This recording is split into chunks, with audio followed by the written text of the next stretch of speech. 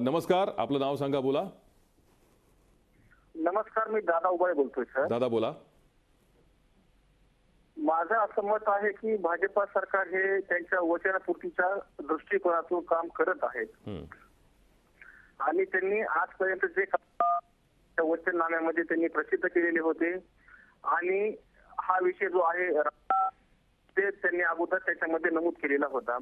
राम मंदिराची पूजा झाली, आता इथून पुढे आणि हे सर्व हिंदूंच्या मनामध्ये एक शंका होती की राम मंदिर होती का नाही, राम मंदिर होतं का नाही. परंतु मोदीजींनी हे सिद्ध करून दाखवलं आहे की आता राम मंदिराची पूजा झाली आणि आता ते आहे. आणि मध्यंतरी जे कलम रद्द केलं हे पण भारत देशाच्या हितासाठी होतं आणि त्यांनी दाखवून दिलं का काय करू शकतात. त्यांनी ज्या वचननाम्यामध्ये ज्या गोष्टी त्यांनी दिल्या होत्या या सर्व ते मार्गी लावण्याचं काम या माध्यमातून करत आहेत आणि आपण सर्वांनी मोदीजींवर जो विश्वास टाकला झाल्याचा आपल्या नजरेस येत आहे. ठीक. माझं तर असं मत आहे का आणखी पुढे 5 वर्ष जर मोदी साहेबांना मिळाले तर निश्चितच पूर्ण जगामध्ये आपल्या भारताचा चेहरा मोहरा ते बदलून टाकू शकतील अशी मला खात्री आहे.